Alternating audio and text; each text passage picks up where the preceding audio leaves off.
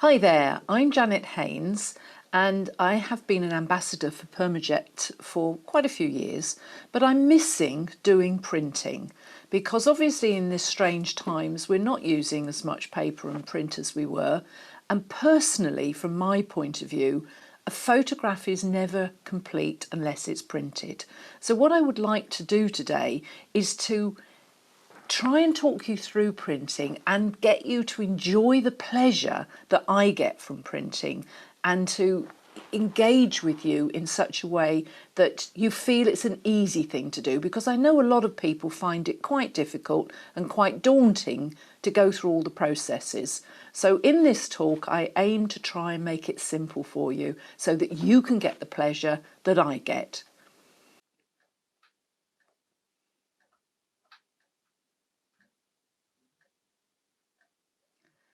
So treat yourself to print.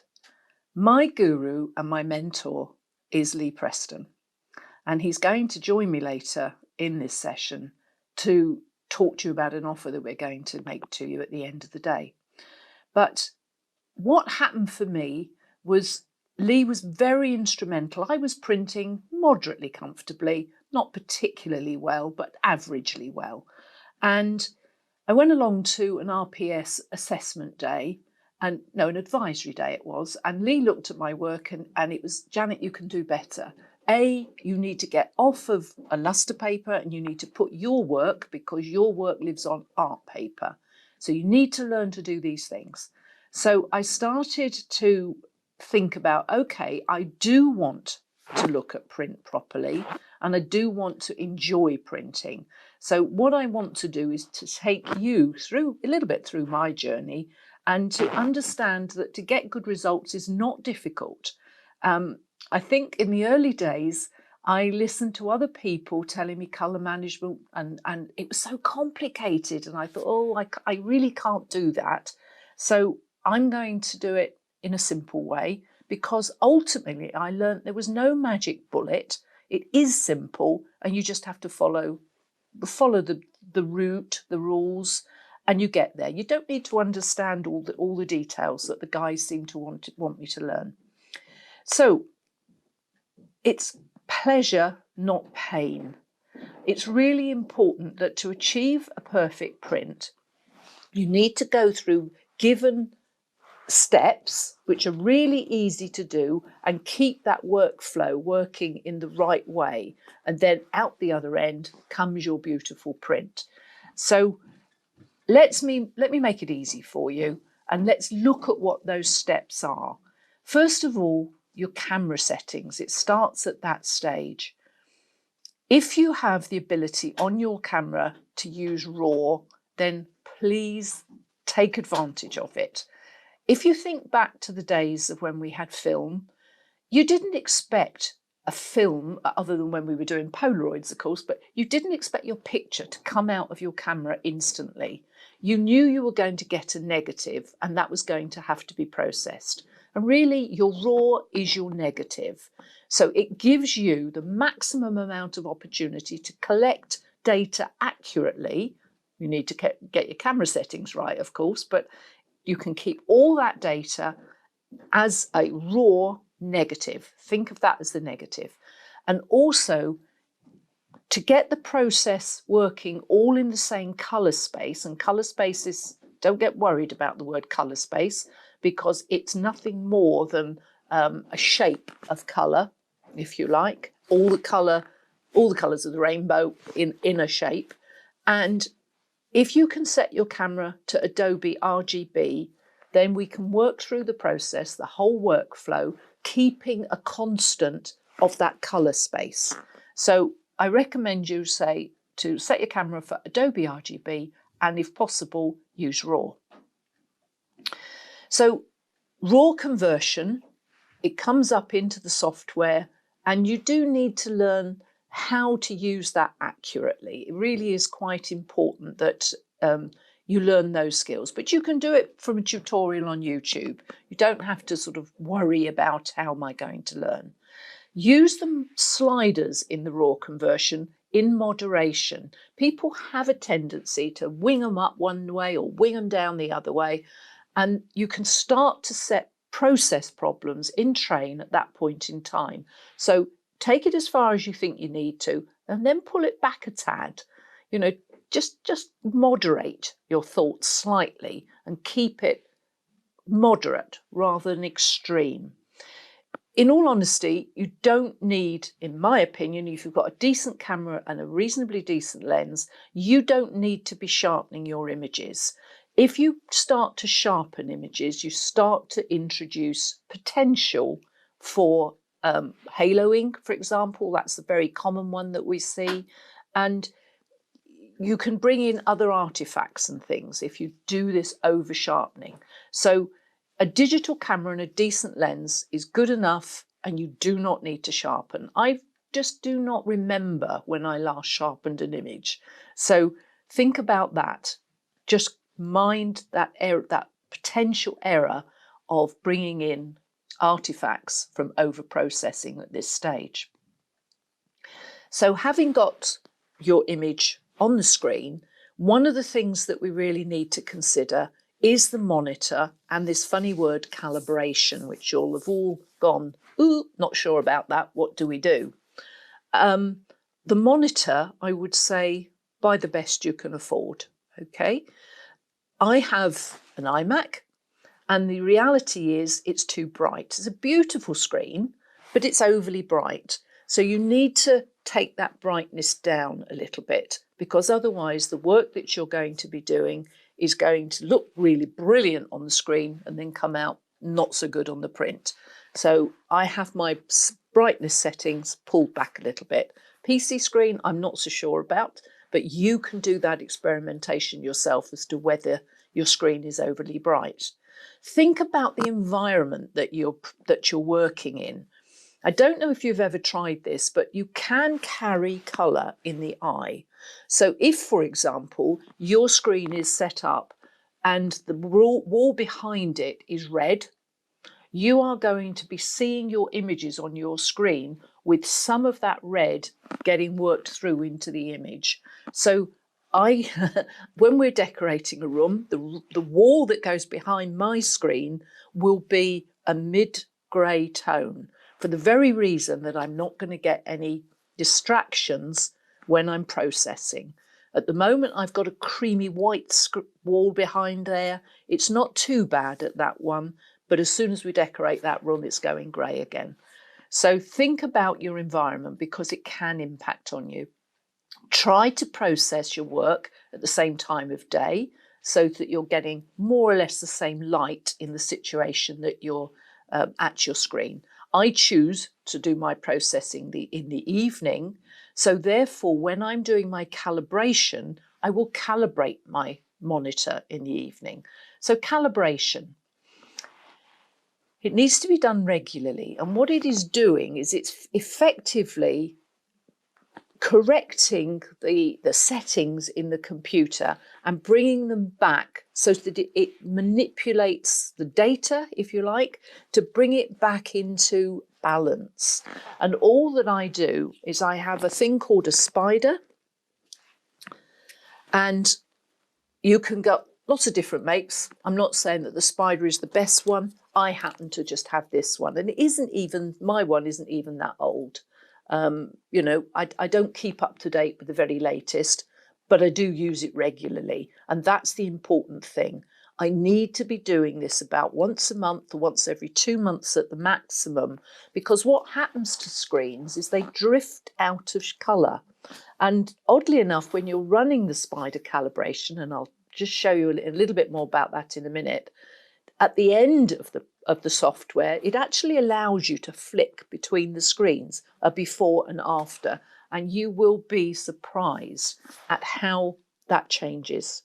So all that you do is, with this spider thing, is you literally hang it on the screen. Obviously, you've got to load the software on first.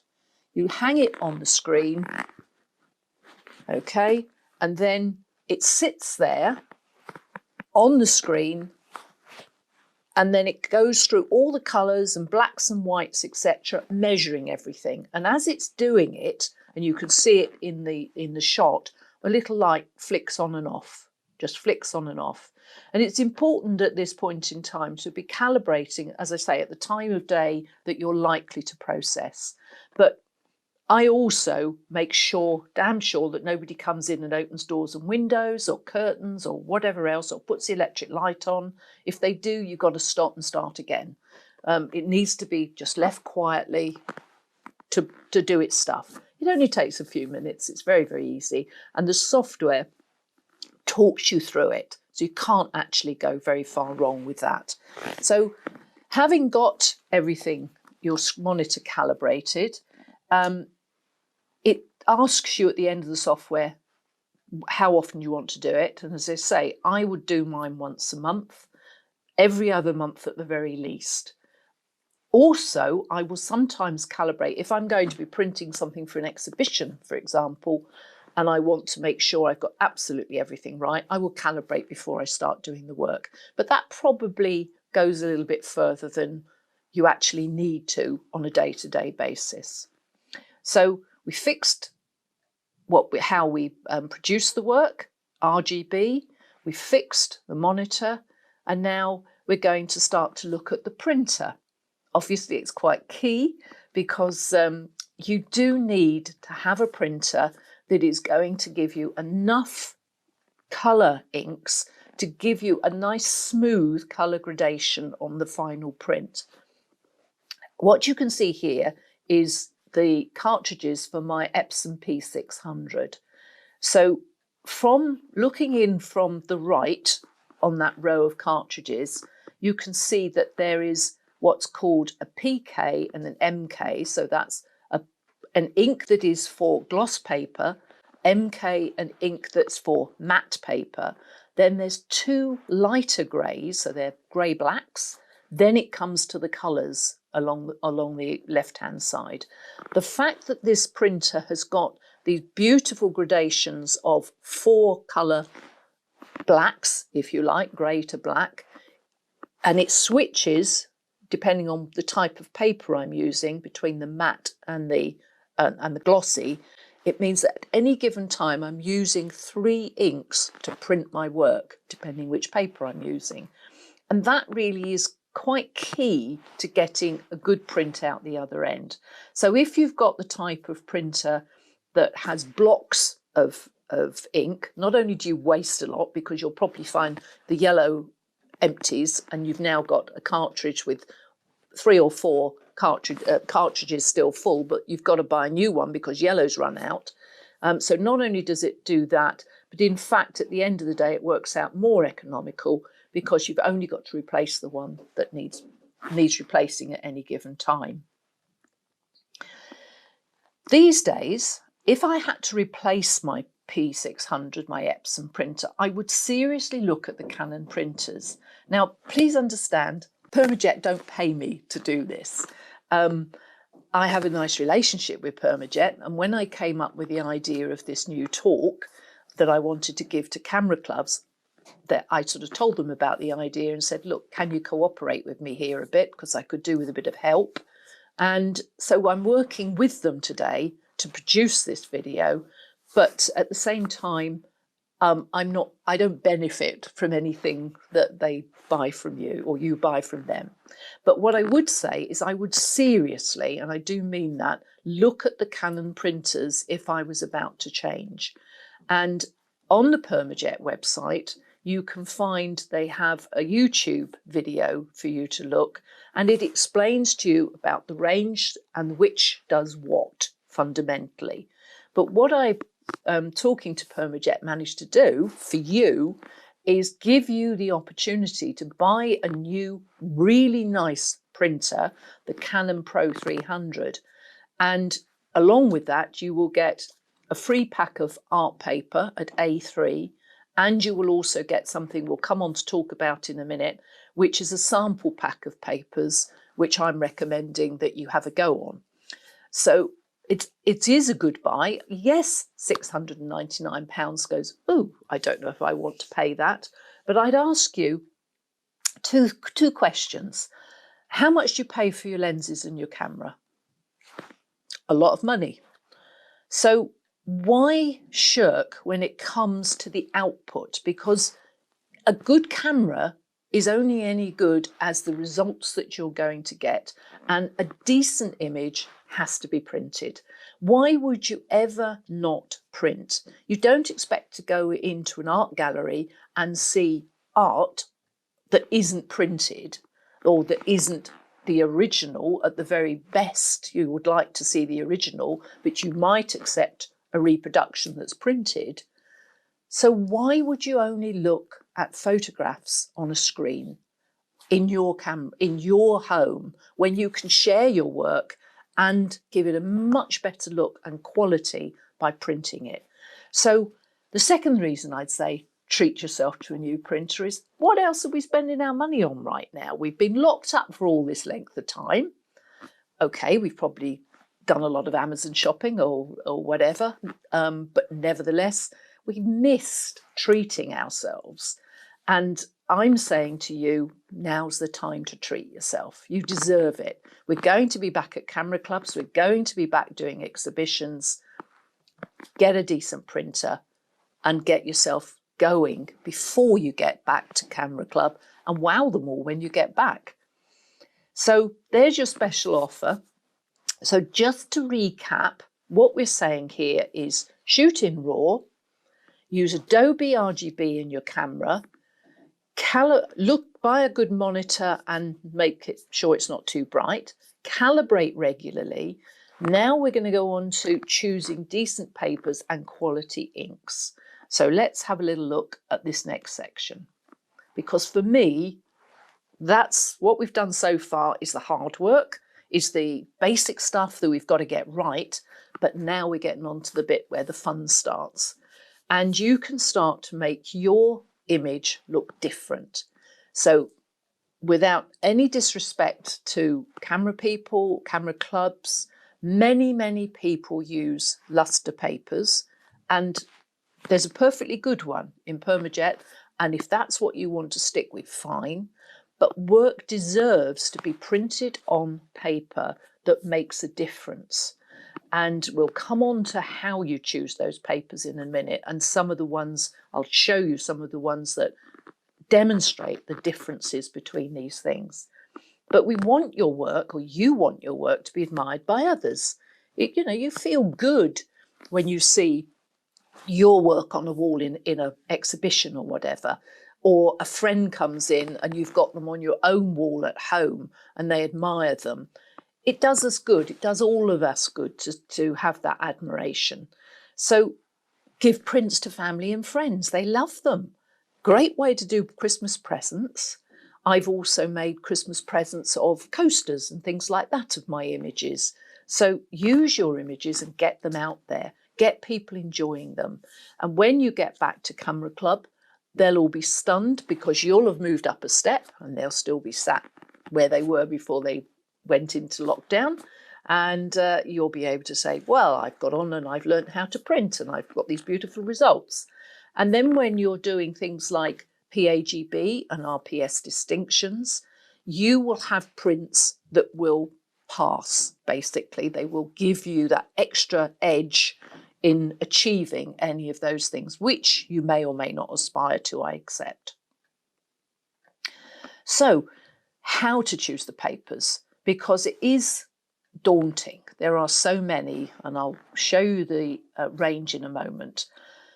I personally think that you need 3, max 4 papers, because the better you can get to know them and understand them, the better your results will be.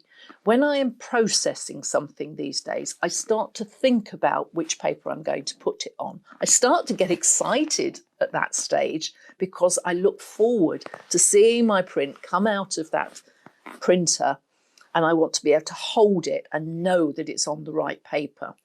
That comes with a little bit of experience, I accept, but there are certain things that hint to us, and as I say, I'll show you some in a moment, that hint to us which paper they should be on. If you get to know that paper, you will process your work very subtly differently, and particularly you will process it differently to how you will if it's going to be images for screen on a laptop somewhere, projected at camera club, whatever we like to think of it. If it remains as a digital image, you will never finesse it to the degree that you will, and you will enjoy once you start using paper, and decent paper at that. So I just want you to think about this. This is another quote from Leigh. If you read the e-news, the PAGB e-news just recently, you'll have seen an article from Leigh, and this was one of the statements that I read in there, and I felt it was very pertinent. The visual language of a picture can alter with paper depending on the hue of the white base, its apparent brilliance and the texture. Take this next image, for example, because here is something produced A, colour, and B as a mono. I would produce those slightly differently, and I would put them on different papers. So I'm already beginning to show you now how you start to decide which paper it's going to go on. This particular image for me, I produced it as the colour. I would consider myself a colour worker primarily. So to produce it as a mono came as a shock to me. And then I thought, yes, but that's okay, because in reality, I wouldn't put it on the same paper. So I will bring it to life by putting it on a different paper. What paper is the question that we always get. And as I said just now, I do understand it's daunting. These are the digital papers that are available from PermaJet. And as you can see now, it's very, very difficult for us to show you the paper ranges here, because trying to show the differences, I can see that there's a little bit of colour degradation going on in there because we're using zoom, and it's difficult to photograph something that is so delicate. So what I would recommend to you is, rather than try and choose a paper looking at this particular demonstration, is that you contact PermaJet and they'll send you a swatch of all their papers, and then you can see, feel, touch, consider them properly. And they've got the Brata range, which is fantastic, really great paper. This is quality paper. And once you get into printing, then you do find yourself wanting to go on to these better quality in papers. So that's that range. And then there is the art range. This is quite popular. And I like it particularly because of the type of work I do. So my very, very favourite paper is Portrait White. That one to me is a must in anybody's selection, because it's quite versatile and it is a beautiful paper to print on, perfect paper to print on. That's not to say that the others haven't got the right place and the right opportunity for you to use. So if you wanted something that's a heavier texture, there's plenty of them in the range there, as you can see. Whereas the Portrait White has a very delicate texture on it, and it's particularly white. So therefore, for portraits and things like that, it really pays to have that particular paper in your cupboard. To help you decide about papers, PermaJet have put together the knowledge, and it's well worth just going onto their website. You've got to register, and then they send it to you as a PDF, I think it comes through, and you can then work through what might work for you. However, what I've got here, it's a bit like doing a cake thing here. Here's one I did earlier. So I want to show you some images and how different they can look from one paper to another. So an image that, if you've seen any of my previous talks, you may well remember. This one is called, the title of this one is The Entrance of the Queen of Sheba. Here it's printed, and if I move it in the light, I think you'll probably be able to see, on titanium glossy. It's a lovely, lovely paper. And because of the gold wings here, it looks really quite nice on that particular paper. However, that one is part of an FRPS panel. So it's got to sit alongside another 19 images. So I have to choose one paper that is going to work across that entire panel. So where that one may look really brilliant on that paper, all the other 19 may not suit that paper. So I then have to consider, okay, what paper am I going to use for this entire panel? Now, this is the Photo Art Silk, another paper which I really love. I call this a magic paper because it has this very gentle luster, which only comes out after it comes out the printer. So it sort of goes in as just a normal piece of paper, and then it comes out with this gentle luster all over it. It's got a very gentle texture to it. And so for my work, which is quite texturized, it's a perfect paper. And it's also a paper that I can put all my 20 images from my panel on, and every single one of them works on that particular paper. So how to choose a paper is very much not only down to the specific image, but how you're going to use it.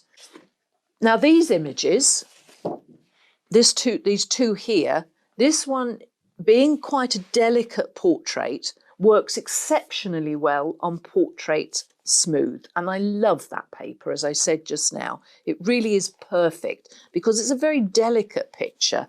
However, if we put it on the gallery etching, which is a pretty coarse and a very nice paper, it's not right for this particular image because the textures of the actual paper itself make her skin look really crabby and horrible, particularly around the neck and across here. So you instantly know that that's not the right paper. So if you're looking to keep this skin looking beautiful and smooth, then you've got to put it on the paper that's appropriate for it. So that is another example of right and wrong paper. This one is even more of an example of this. So here we are. And this one is how it should be printed. And that is the gold art silk, the gold silk. What am I putting the word art in there for? I don't know. Gold silk. Okay, so it's a toned mono and putting it on this beautiful burrata paper that is gently creamy warm, brings out those tones that are in that toned mono. Put it onto a matte paper. And oh dear me, it's nearly died, hasn't it? Just look at the difference between those two images. How it can be so wrong on a different image. We haven't altered the basic file that we've printed from at all, but it's come out totally different. So again, choice of paper is really important. So when I'm actually in the processing mode of that, I know that because I like that particular gold silk paper, I know the result that I'm going to get if I use that as I'm processing it. So I'm thinking about the tones that I'm putting through here in processing and thinking about how it's going to work on that paper. And finally, we have an image that you've already seen on screen. And this is just really an example of, am I going to choose the luster that is, this is the oyster paper, and it's a really good paper for everyday printing, perfectly acceptable print that would go up in a camera club and nobody would criticise at all because there's nothing wrong with that paper. However, put it onto Portrait White, which is what it's been designed to go on because this was where I was aiming when I was processing it. And it just moves that little ooch into being something a little bit more special.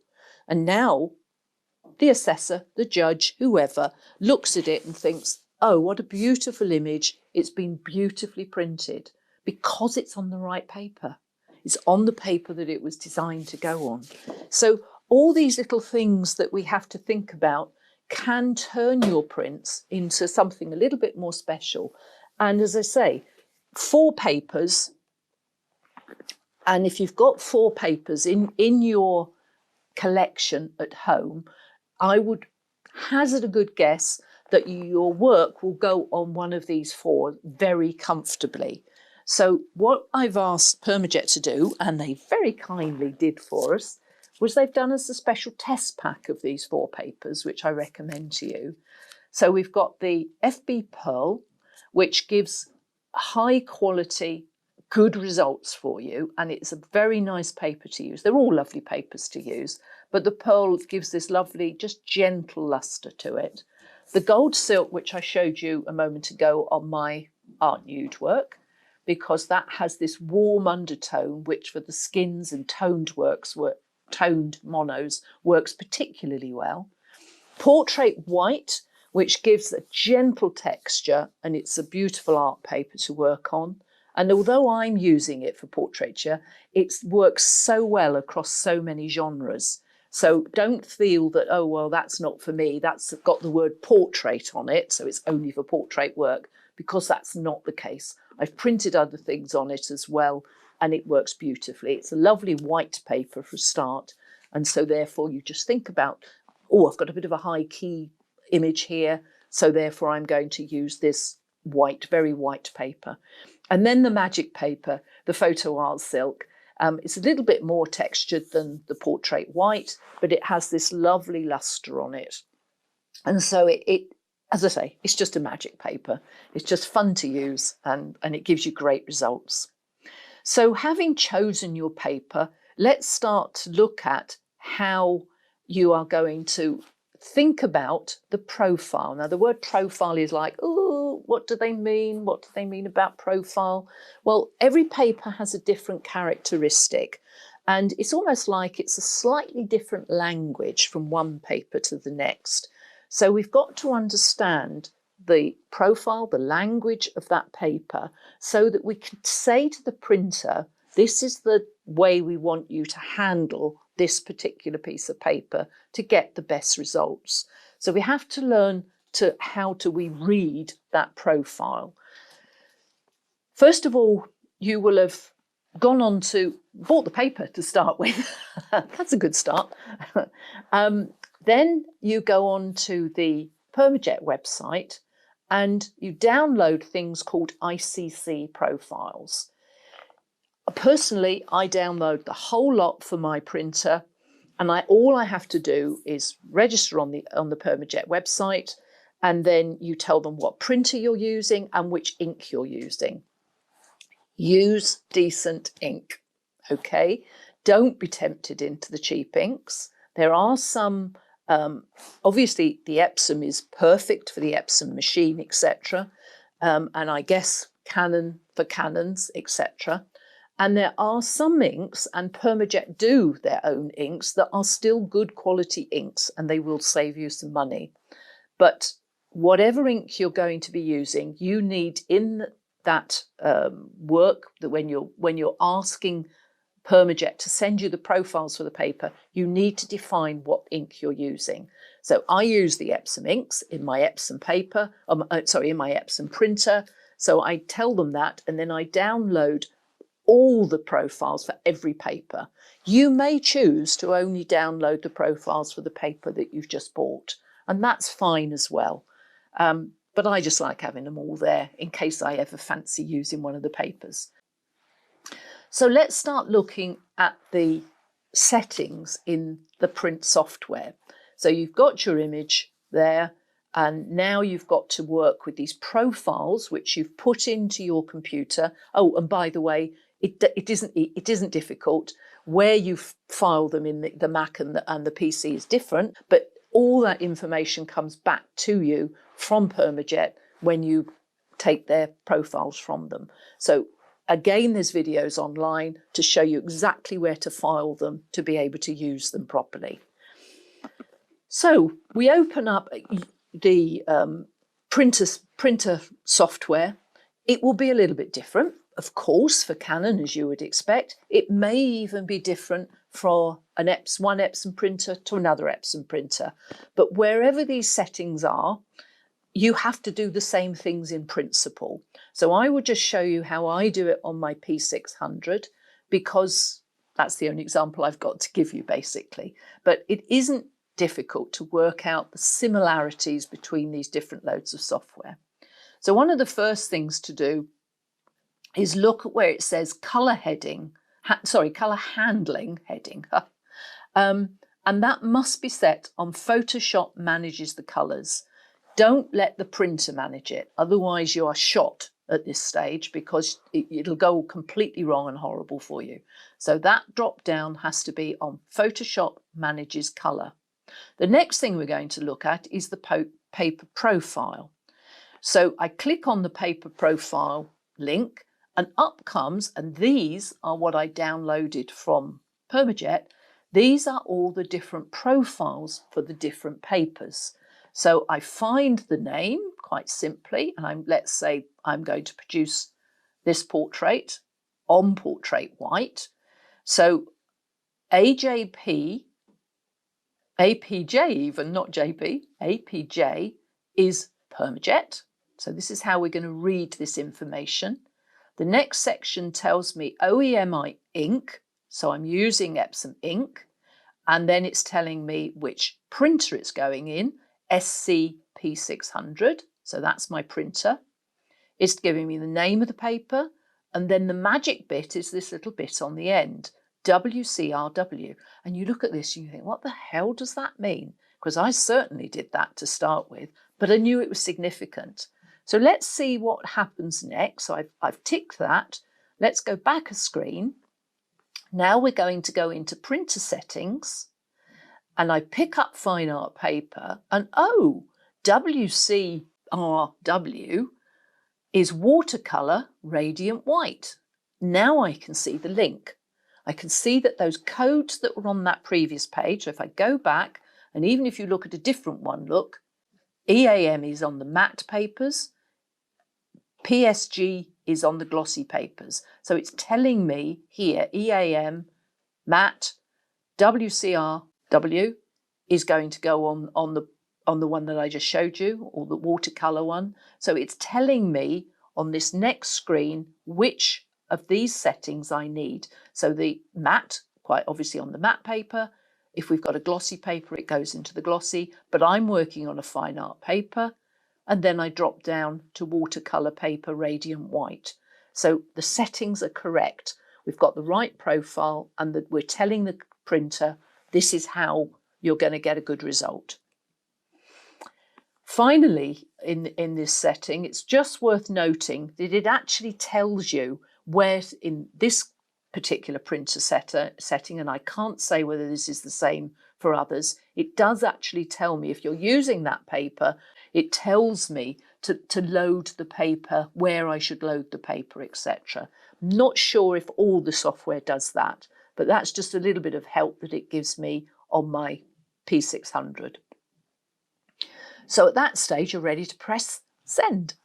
And this is when I get really excited, because the print comes through, and almost before it's through, I'm starting to, I know this sounds really crazy, but it almost comes out as if it's giving birth to me, to this beautiful piece of paper, and my print is on there. And I get quite excited at that stage, thinking, yes, it really looks good. I'm going to be proud of this. And then it comes on through that printer, comes out, and yes, you do need to put it aside just to mature a little bit, but instantly you can see you've got a good result. And I very, very rarely have to reprint. Okay, occasionally something goes wrong, the printer catches and it comes out at a funny angle at something, and it'll go a little bit wrong from that point of view. But if you follow these steps through, 9 times out of 10, you get exactly what you want out the end, because you've managed the whole process from the point of shoot to the point of printing. And as I said to you when we started, it isn't difficult. It really isn't. So if you can just put those steps in place, my bet to you is you will come out with prints that you can mount beautifully, frame, and exhibit and be proud of. And I think that is the ultimate for all of us as photographers, to see the work in that way. What makes a good makes a good printer is diligence, and that I think Leigh has really nailed. Attention to personal interpretation and the artistic and creative feel to a finished print. So as I said to you, when I'm producing my work, when I'm in doing a little bit of manipulation or just controlling the histogram or whatever the levels are that I'm trying to manage, I'm already looking at that image and I'm deciding what type of paper it's going to go on. So for me, because I use textures a lot, the texture will quite often determine how textured I want that image to be, which textured paper I will going to go on.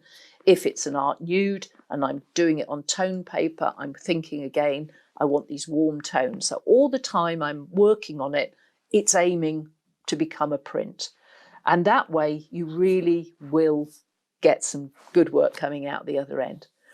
So to help you, we have an offer, a second offer today, because I think that we can help you a little bit more to get the prints how you want them to be. Because quite often when we're not as confident with our printing as I hope you will become, you look at it and you know that it's not quite right, but you can't identify why.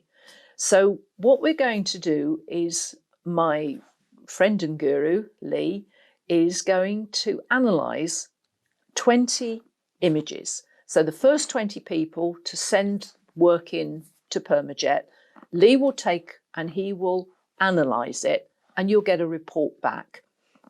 He needs a little bit of information from you because obviously he needs something to start with. So we're going to be asking you to send in some things to us. And at this point, I'm going to hand over to Leigh and I'm going to let him explain that for himself because I think it's better coming from him than me. Hi, it's Leigh Preston here. Some of you may well know me from the lecture circuit or have been involved in various seminars and things that I've been at and what have you. You may know me as a PermaJet printer, and I'm here to offer you some help with the noble art of printing your own pictures. And the reason I'm doing this is so they can look as good as you want them to.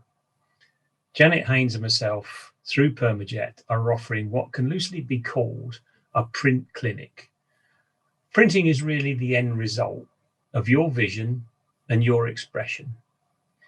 Photography is simply, if you take it in very simple terms, it's divided into two stages, really. There's the taking stage, all the art that you need and the knowledge that you need of taking the picture with your camera and the aspects about that. But then you've got to make the picture. You've got to try and revisit how you felt in that location or in that situation and make that work as a print. Ideally, it works as a projected image as well, but we're here to talk about printing.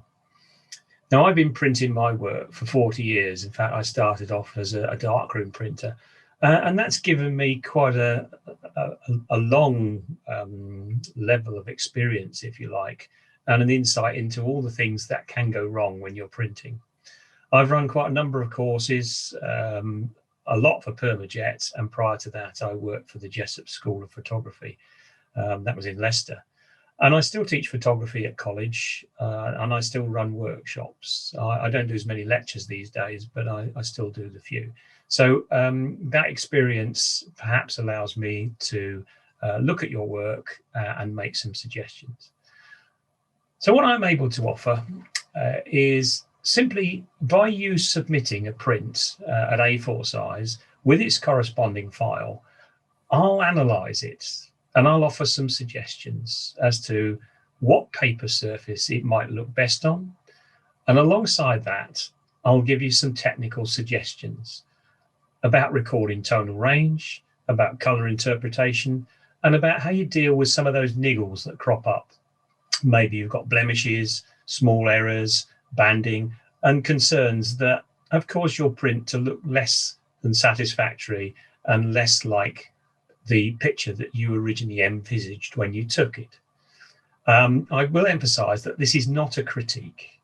And in no way is it a judgment on your work or the style you're working in or the subject matter in your picture. It's not in any way a form of criticism. It's just meant as guidance and suggestion, but also to aid motivation, if you like. The idea really is to give you the confidence in making your own prints on the right surface with the right choices of how you deal with things like color management and how you set yourself up to make those prints, and how they will look much better if you print them with the ideal medium. So that's all I'm here to do, and I really look forward to seeing the work. Now I'm retired, I've got plenty of time to look at this, so I shall really enjoy it. Thanks very much for your participation. Okay, so thanks, Leigh, for that. I really appreciate you supporting me today with this talk. What we're going to do now is we're going to invite you, the audience, to ask us questions. And to do that, we want you to use the Zoom chat. So if you go to the bottom of your screen, the little icons pop up and you'll see the chat box. If you're on a tablet, I think they come down from the top then. So in that chat, you type in your question and somebody will read it out for us to answer. What I would ask, though, is please don't just ask questions. We don't need the feedback at this stage, because otherwise the questions get lost in amongst all the other things that are coming in. So keep that chat simply for questions and we'll do our very best to answer them for you. So thanks for now, and let's take the questions.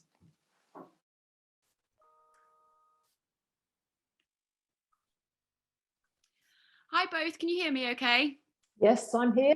How about you, Leigh? Yes. Leigh, you're on mute. Perhaps you'd like to come Doing off that, mute. yep, okay, Yeah. I can hear you now. Okay.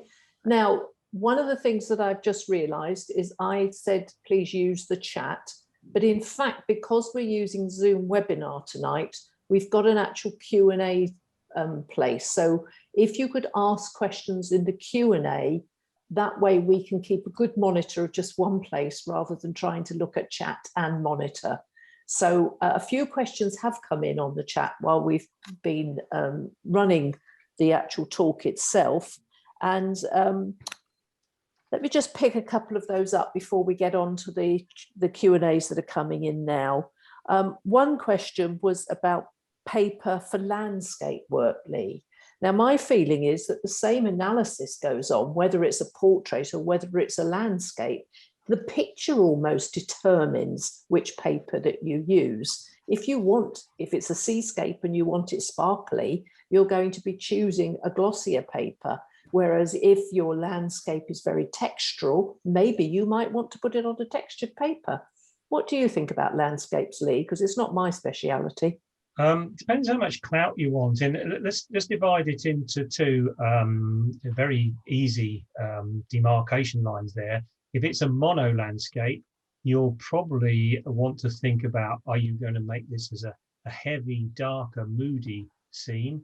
Or if it's a very delicate and soft pastel landscape, such as a snow scene or one which is almost infrared in look, then you're going to want to use a softer paper, one which is more delicate to portray that. If you are looking to make some impactful color landscapes, then sometimes you need them to shine and you need them to shout a bit. So you're going to be looking at the glossier papers or the ones that are slightly lustered. But if you are, again, using something like flower photography within the landscape, a very delicate or even a very artistic scene, like some people do enjoy, the traditional landscape, then it might look very nice on one of the softer papers.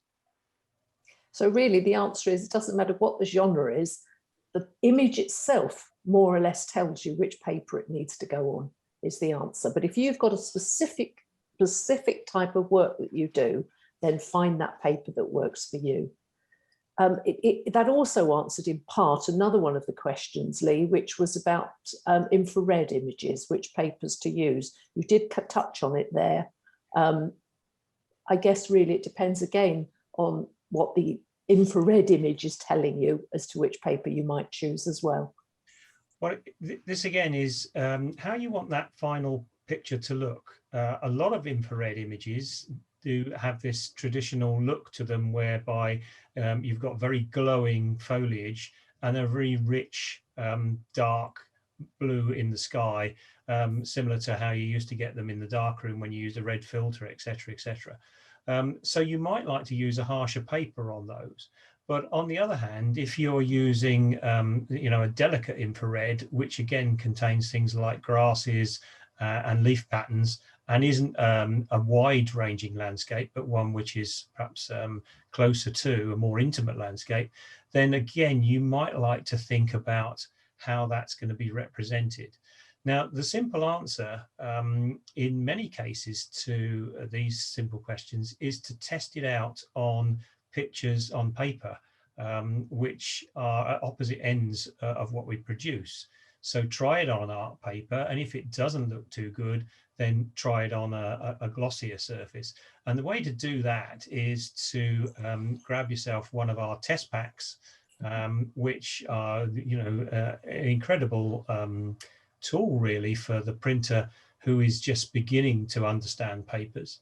But I would give you an advice: if you do buy a test pack, then make sure you write on the back of each sheet that's in there what that particular paper is, because otherwise you might get them mixed up and you can't find the right profile to suit the paper.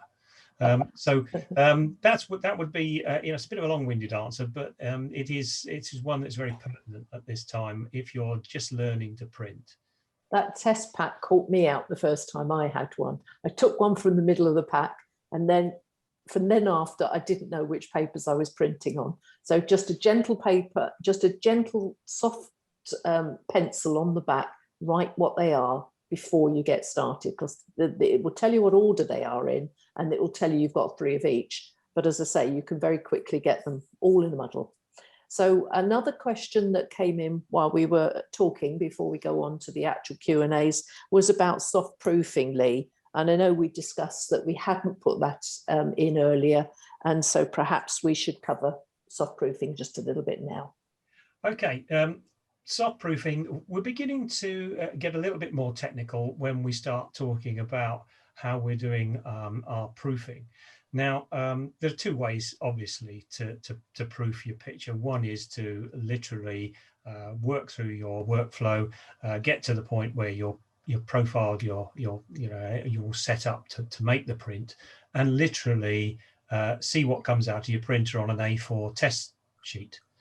Just literally make a test print like we used to do in the darkroom. The other way, if you feel that you'd like to be a little bit more in control, is to go into the proof setup on the menu bar.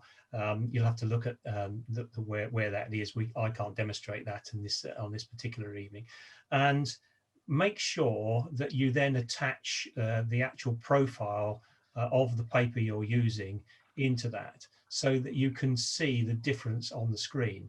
Now, soft proofing often requires you to put 2, if you like, separate images side by side on the screen, so you can see the original and then you can see the one that you've proofed, so you can compare the 2. So that's relatively straightforward to do as well.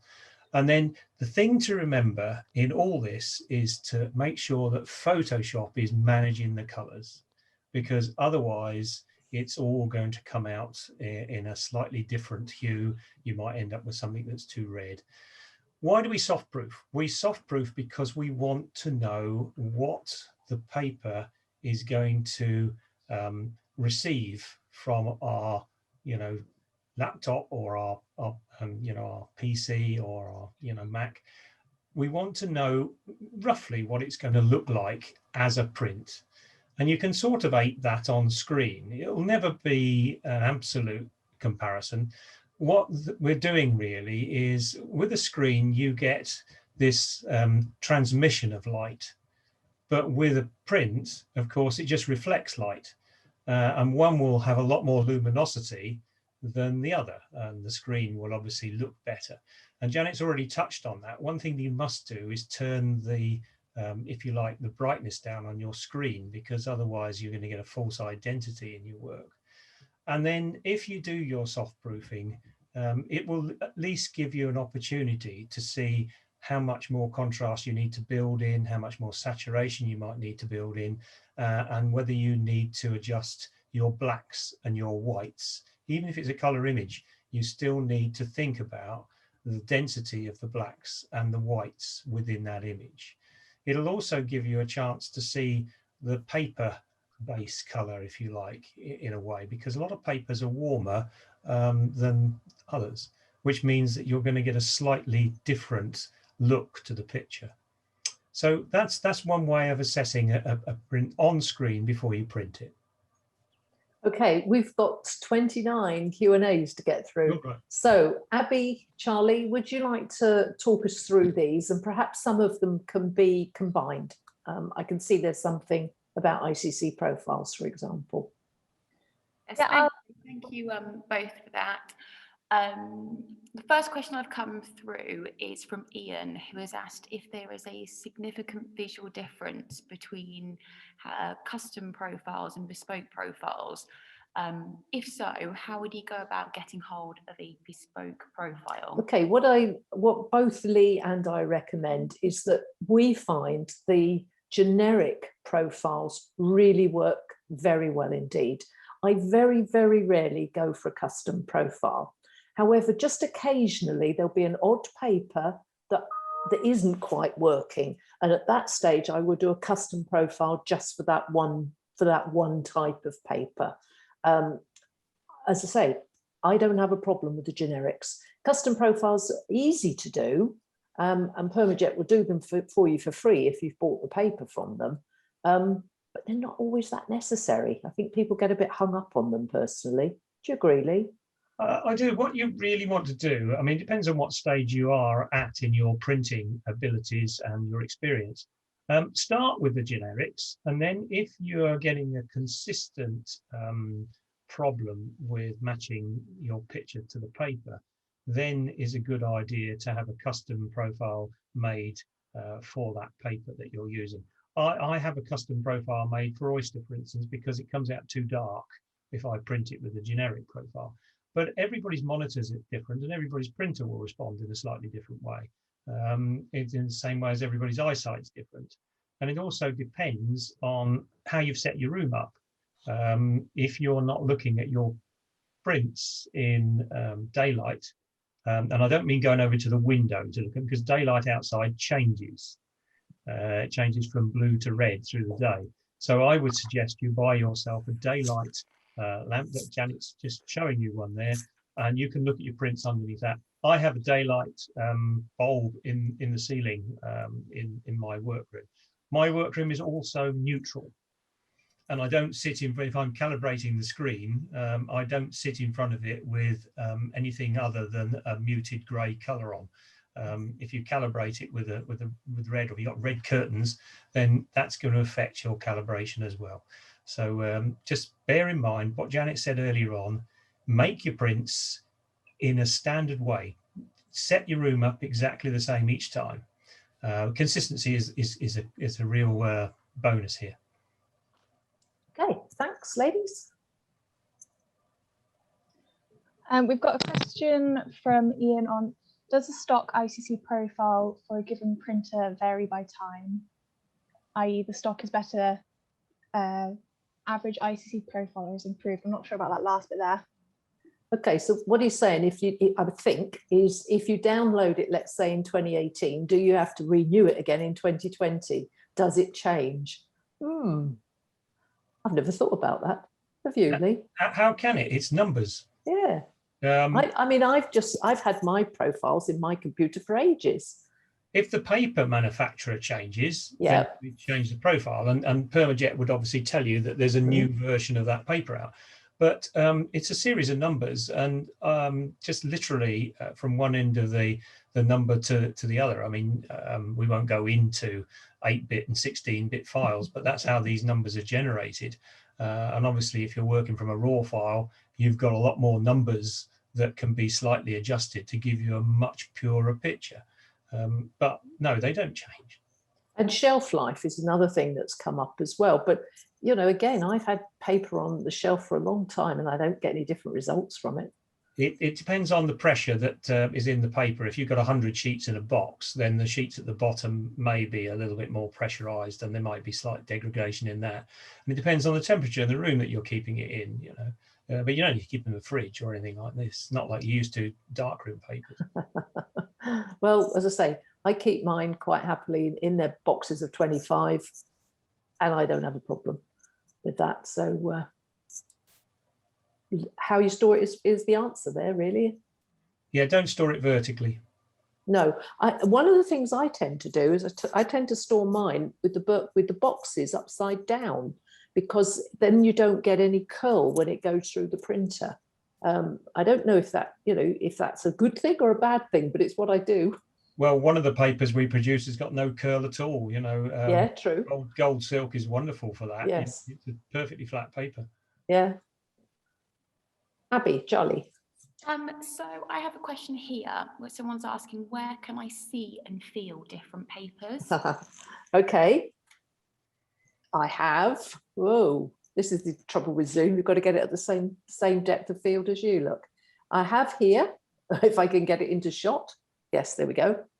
The swatch that is produced by PermaJet, which has all their papers in it. And this means you literally can have a look at exactly what they look like in reality. So, I can show you here now, but you can see that these ones down here on Zoom are looking very purpley on Zoom, but they're not really. So send for one of these, get hold of phone PermaJet or email PermaJet, get hold of one of these, and then you can feel the weight, see the quality of it, and look at the various textures, etc., that you want. And it really does help you to choose which image, which paper you want for your photo. So I recommend those. Oh, look. You have one of these, a test pack. Sorry, it looks back to front. If you have a test pack, you get a swatch in there. We used to get a swatch in the test pack. Yeah, that's true. I'm not certain whether they still do that, because it's a while since I've had a test pack. Okay, it's certainly the special offer test pack that is coming with the 4 recommended papers to you today won't have a swatch in it, but no doubt if you ask for a swatch, they will send one with it for you. Is that right, Charlie, Abby? That's right, yeah. Yeah, bro. Thank you. Next question. So we've got a question from Ian, which is, do you need to produce a customized ICC profile via PermaJet each time you calibrate your monitor? No. Quick, easy answer. No. Too much, if you change ink sets, yes. Yeah, true. If you change to a different ink, and certainly if you change to a different printer, if you'll need to do that again. But no, you don't need to do that. Not for calibration. Next one. So I've got a question here from Susan, who's asked, when calibrating an iMac, what luminance value would you recommend? Okay. I can't remember what mine's at, to be honest. I've got it set and I do the same thing every time. I don't have a Mac, so mine's not set up that way, but it might be a question you can refer back to Colin at PermaJet. Okay. Yeah, I can. What I can do is I can any of these questions we're not able to answer. I can write them down and get a couple of answers from the team at PermaJet, and I can send those out in a follow-up email in a couple of days' time. Okay, brilliant. Thanks, Charlie. That's a brilliant answer. Next question. Okay, so we've got a question. Can you recommend a good home A3 printer, please? I didn't hear that.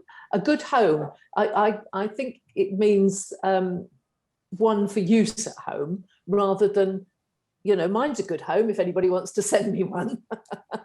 I personally love my Epson P600. It's an A3 plus. It doesn't take up, it's a moderate size, but it isn't enormous. And I just get such great results out of it. So, at the moment, I'm very happy with that one. And it's all very difficult for you to say, can you recommend? Because we've got what we've got sitting on our desks. We're not trying hundreds of printers. So, there might be a better one out there. But for me, my P600 is just perfect. Well, I use an Epson 3880, which is a little long in the tooth now, but it gives me good results. and it will be replaced sometime in the next year or so, because I always want to be printing, and I don't want to be finding myself without a printer. And I might go for a bigger one that can do A1 size prints then. But in the main, a P600 or the Canon 300 has got a good reputation, even though it only has 2 blacks. You know, I noticed there was a question about a Canon 100. I've not used one of those, but the 300, as far as I can ascertain from the prints that my wife gets on it is fine. Okay, thanks, ladies. So the next question I have is from Stephen, who has asked, he does a lot of monochrome printing. Could you recommend a paper for monochrome printing? Well, we sort of covered that just now a little bit, didn't we, really? Saying that, again, it really depends on how you're producing that monochrome and whether it's a heavy, dynamic sort of monochrome or whether you're going for the lighter things. The same principles apply, really, with whatever image you're working. The image tells you what to use rather than you determining, I'm going to use a distinction paper, for example. Or if you really want to use a distinction paper, then process appropriately for that particular paper. Do it reverse it if you must, but it's normally, for me, the print itself determines what I'm going to print it on. It's similar for me, but if you're really stuck and a good paper for a good range of monochrome printing is gold silk. Mm-hmm. So you might start with that. Again, it's a baryta paper, so it's a nice heavy paper, and it'll give you a very good tonal range, providing you tell it that. You need to tell the paper. It's a bit like anything else, computers will give you the answers providing you feed them the right questions, but you need to be able to do that. So if you're in one of those people that's going to send a picture in for analysis, then you'll get some answers on that one, certainly. There's another one relating to the papers here, a good matte paper for printing deep blacks, or is it more dependent on the printer inks?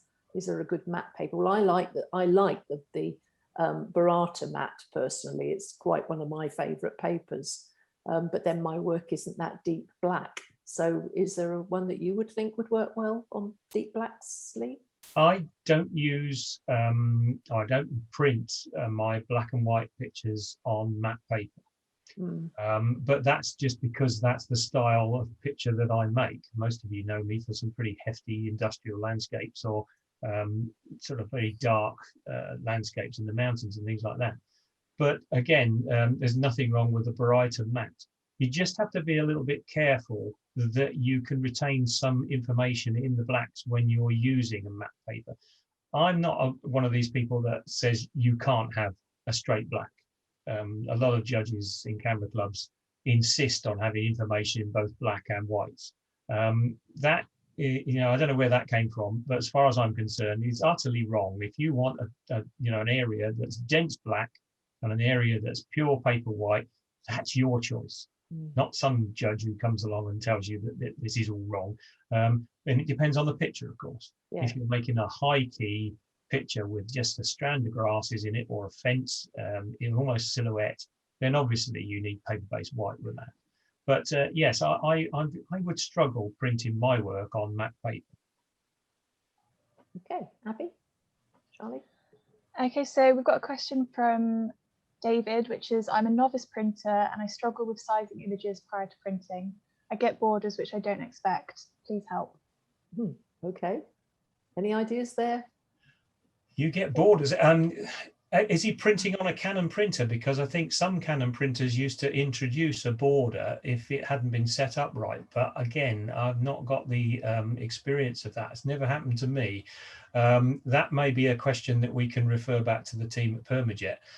But you could find that you've not resized or something like that, or you could try resizing your picture a little bit, or you could try cropping it down and see if the border still occurs after you've done that. Have a quick look at the size that you're printing at as well. Have you got the DPI right? And things like that. So there's odd little areas which you just need to look through and make sure you're being consistent with your workflow, and that means going right the way down the list and making sure everything is worked out as per you've learnt or you've been told. And if you haven't got that information, that's the sort of thing that you do pick up by talking to other people who are printing and talking to us as well. David could even be one of your 20 people. He could be, yes. You might analyse. Okay, next one, please. So I have an anonymous question come through here. Pigment or dye inks, benefits and drawbacks? Mine takes whatever it takes, and that's it, you know. Yes. There's all sorts of different things that go on. And some people swear by one or the other. Whatever your printer is accepting. I mean, some people have still got printers that have got ink systems in them.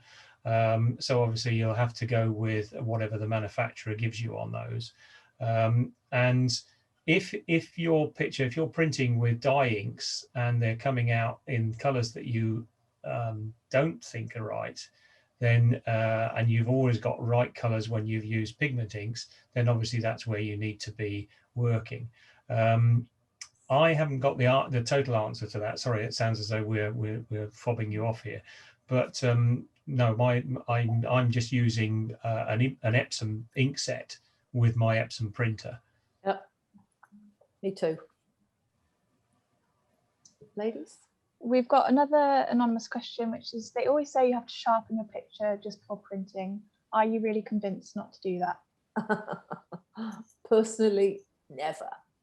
Never ever do that. I don't like sharpening, as I said in the talk. For me, I don't think it's necessary. We've got good cameras, we've got good lenses, and if we're shooting and getting things sharp at the point of shooting, why do you need to sharpen? You're only going to introduce artifacts. Yeah, I have a slightly different take on that. First of all, you should turn off any sharpening in the camera. You know, if your camera will be set up, you don't want anything in there that is going to alter your RAW file or alter your JPEG if you're shooting in JPEG. And then if you are printing, when you analyze, I always use the raw file converter to start my print. I don't go straight into Photoshop. I always do a lot of work in, you know, maybe subtle work, but in the raw file converter. Mm-hmm. And there is a preset for sharpening, and you want to take that out straight away. It's usually set for 40%. Take it out. You don't need it. If you then need to apply some sort of sharpening because you want a picture that's edgy, and again, my work is different to Janet's. Janet's, there's a lot of soft and subtle work, and some of mine is rather brutal. So I might apply something like 80 or 100 points of sharpening to an architectural image or something like that. And that will be one of the last things I do in Photoshop. And I might use the high pass filter, or I might just use you know, the various sharpening methods that come up on the screen. But don't over sharpen. Whatever you do, it shows up. What sharpening does is it looks for an edge, and it looks for trying to find the difference between the pixels. And if it can find that, then if you're not careful, you'll end up with a white halo around some of the black parts of your picture. It is interesting, isn't it? Because our work is so vastly different, and I like the softness. So sharpening is true. Go out the window, sharpener. Okay, ladies. What I thought I'd do is ask a couple more questions for you guys here, and then anything that we haven't answered, I'll take a note of it down, and then I can make sure that we can get the PermaJet team to answer that. Yeah, you can send it to me as well. I can answer some. Great, thank you. So I have a question here. Do you prefer Photoshop to Lightroom for printing? Well, I only have Photoshop. I'm not a Lightroom person at all. So for me, I print from Photoshop into the Epsom print software. I'll come at it from a slightly different angle again. The raw file converter is almost identical to Lightroom. So what you're doing in Lightroom and what you're doing in the raw file converter, you've got the same set of sliders and you've got the same set of instructions and if you like, areas to follow. So yes, in a way, I'm using both. Elements at one time was a smaller package and perfectly adequate for what most photographers need. The trouble with Photoshop, it was designed for graphic designers. There's no way that we need, or even a tiny 10% of what's available in there. And whatever you do, don't be tempted to keep going down the filter drawer and applying gimmicks and artifacts and all sorts to your work. It doesn't need it. So you see, there's no one answer, because we're all different. So there's nothing that's right and nothing that's wrong. It's what's right for you that works. Ladies? So we'll take one more question, which actually I can answer, which is, will this recording be available to watch again, please? And yes, we are recording it, and we will be sending out a link for you tomorrow so you can all watch it again. Okay. So we thank you very much for being with us this evening. And I hope that you feel now that you can enjoy printing. We want you to enjoy printing. So do take advantage of Leigh's offer for his print clinic. I think maybe I'll send one in anonymous to see what happens. And then we hope to see you again sometime. But do keep talking to us. And I'm sure if you have got printing problems or paper problems, etc., we can all help you. So thanks again, and bye for now. Yeah, thanks very much, and cheerio, and we'll see you sometime out on the circuit, I'm sure. And thanks to PermaJet for sponsoring this for me, and for Leigh for joining me tonight, because without him, I'd have been a bit lost, wouldn't I? I don't know about being a guru, but you are a guru. I just happen to have been doing this for a long time. Exactly. Okay. Anyway, okay. Good luck to everybody with your printing. Printing tomorrow, please. That would be a good start. Okay. Thanks then. Bye, everyone.